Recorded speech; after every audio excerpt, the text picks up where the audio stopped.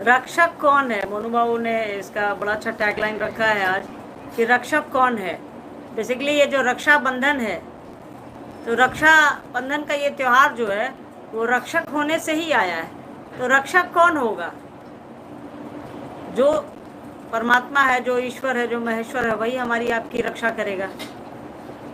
रक्षक वही है। और रक्षा सूत्र जो है, एक आज एक तिथि विशेष को, एक दिन विशेष को मनाया जाता है कि हम आप सभी भाइयों की कलाई पर, कई जगहों पर अलग अलग विधियां हैं इसकी।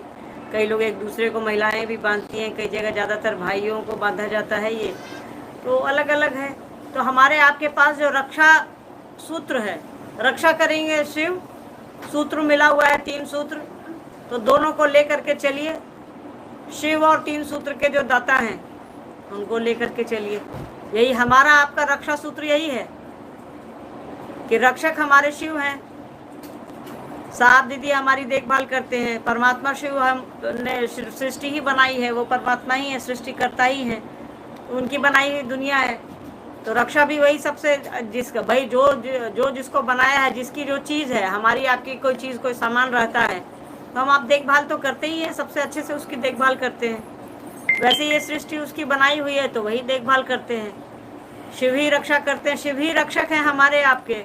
और उनसे रक्षा पाने के लिए, गुरु से रक्षा पाने के लिए साहब द्वारा जो बताया हुआ 3 सूत्र है, उसको करते रहिए, हमारी आपकी सुरक्षा होती रहेगी इस जीवन में भी और इस जीवन के बाद भी। जो दिखता है, जो ये धरती है, धरा है, धरा से लेके आसमान तक, जो नहीं दिखता है आसमान के परे, वहाँ तक भी है। सवाल चलिए, अब कुछ सवाल भी हम उठा लेते हैं।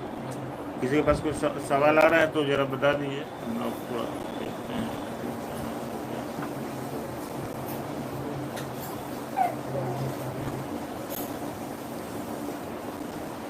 ये जो रक्षाबंधन का जो त्योहार है, ये कहा जाता है कि सबसे पहले रानी पद्मावती ने हुमायूं को लिखा था। हुमायूं जो मुगल बादशाह थे, अकबर के पिताजी और बाबर के पुत्र, जो मुगल बादशाह यहाँ हिंदुस्तान में जब मुगल वंश का शासन हुआ, तो बाबर इसके संस्थापक थे। उसके बाद हुमायूं जो उनके बेटे थे। तो कहानियाँ कहती हैं कि रानी पद्मावती के पति का जब देहांत हो गया, तो वहाँ के आसपास के जो छोटे छोटे राज्य थे, राज्य के जो राजा लोग थे, उनको हड़पना चाहते थे, उनके पूरे शासन को, उनके पूरे क्षेत्र को, जो उनका अधिकार क्षेत्र था, उसको हड़पना चाहते थे।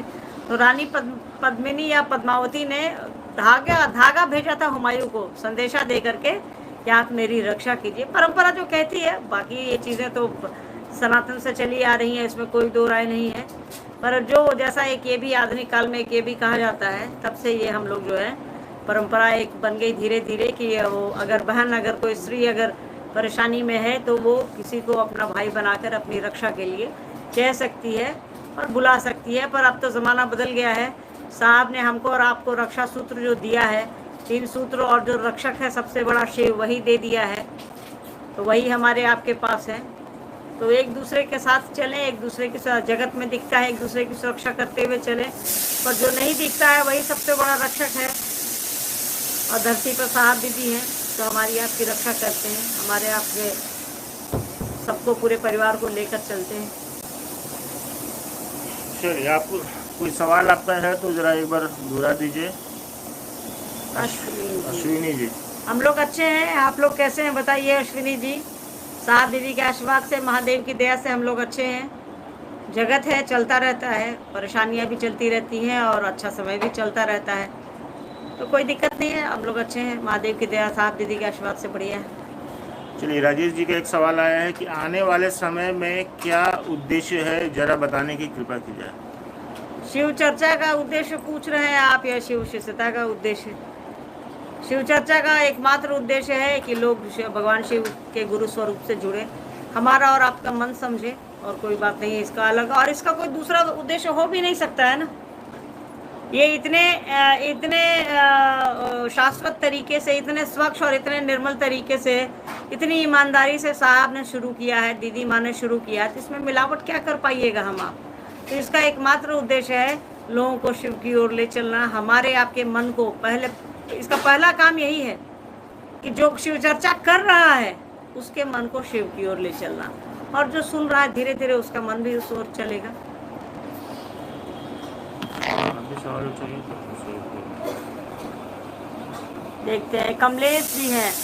मेरी जिज्ञासा है साहब के, कितनी बताइए, मेरी जिज्ञासा है साहब की बगिया को उजाड़ रहा है, हम विरोध करते हैं तो भाई बहन कहते हैं महादेव पर छोड़ दीजिए, वहीं दूसरी तरफ कहते हैं कि महादेव का चेला महादेव बनेगा, कृपया समझाया जाए। महादेव का चेला, नीचे से आपके उत्तर दे रहे हैं महादेव का चेला महादेव बनेगा, इसका अर्थ थोड़े हुआ कि हम आप संहार करने लगेंगे। महादेव का चेला महादेव बनेगा, गुरु अपने शिष्य को अपने जैसा बनाते हैं, अपने से बेहतर बनाते हैं, तो शिव गुरु ने क्या किसी का संहार किया है क्या? नहीं ना किया है। तो प्यार दुलार से समझाइए, हमारा आपका काम है समझाना, बाल बच्चा तो समझ नहीं रहा है यार, तो हम आप एक दूसरे की बात कितनी समझेंगे। तो प्यार दुलार से समझाइए। मान लीजिए कि किसी कोने में कोई सांप है, तो आप हमको एक बार समझाएंगे कि बहन उधर मत जाना सांप काट लेगा, फिर आप समझाएंगे कि मत जाइए उधर अंधेरा है सांप बैठा है, फिर समझाएंगे, नहीं मानेंगे तो हमको जाने दीजिए, सांपवा काटेगा तब पता चलेगा। साहब ने कहा है कि ये काम महादेव का है और ये काम जो है बेसिकली साहब दीदी का है, तो ये उनका डिपार्टमेंट है। हमको और आपको यहाँ चाबुक नहीं चलाना है, हमको और आपको यहाँ लाठी नहीं चलानी है, यहाँ प्रेम की भाषा चलानी है, प्रेम से चलानी है, प्रेम के लिए चलानी है, जो साहब और दीदी माँ ने किया। ये हमारा आपका जुडिक्शन नहीं है भाई कि कोई क्या करेगा, कोई उजाड़ रहा है क्या कर रहा है, सब साहब देख रहे हैं। हमको और आपको मुशहरी लग जाती है, उस पार तो दिखवे नहीं करता एक जाली से।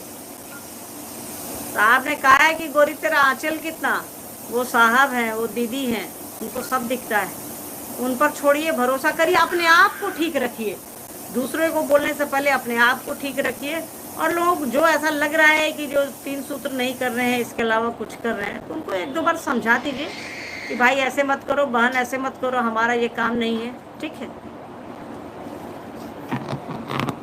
चलिए एक और सवाल है, एक और सवाल ले लेते हैं। संजय जी हैं, मेरा रक्षक साहब से दीदी माँ और उनकी दया से मेरे परिवार चलता है। भाई दीदी को प्रणाम है, संजय गुरु भाई बलिया से। चलिए बिल्कुल सही कहा आपने कि आपके रक्षक शिव हैं और साहब दीदी हैं।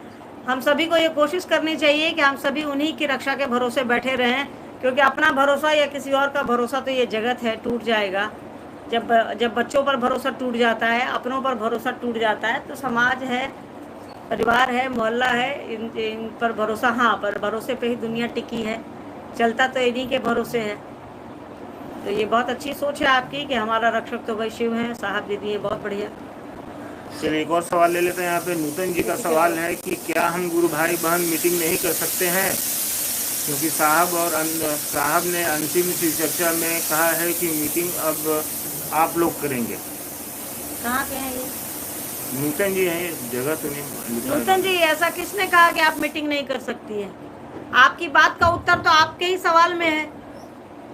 आपने जो पहली लाइन लिखी है उसका उत्तर दूसरे लाइन में है कि हम मीटिंग नहीं कर सकते हैं। आपने साहब की बात कोट कर रखी है कि आप मीटिंग करिए, बैठक अब आप करेंगे, संगोष्ठी अब आप करेंगे, लोगों के बीच जाएंगे आप। तो साहब ने जब कह दिया तो क्यों नहीं कर सकते हैं मीटिंग? ऐसा कुछ नहीं है कि आपको कौन मना करेगा। सही उद्देश्य, कोई बात नहीं, बच्चा है, सही उद्देश्य के साथ करिए, बिल्कुल कर सकते हैं। जब साहब ने ये परमिशन दे दिया है तो हम ये हो या कोई और हो, आपको क्यों रोकेगा कोई? हाँ देख लीजिए, इसमें हम लोग मीटिंग क्यों करना चाह रहे हैं, मीटिंग किस लिए करना चाह रहे हैं, महादेव का काम तेज हो इसलिए करना चाह रहे हैं या ऐसे ही मीटिंग करना चाह रहे हैं, तो ये थोड़ा ध्यान दे दीजिए, कोई बात नहीं, मीटिंग कर सकते हैं।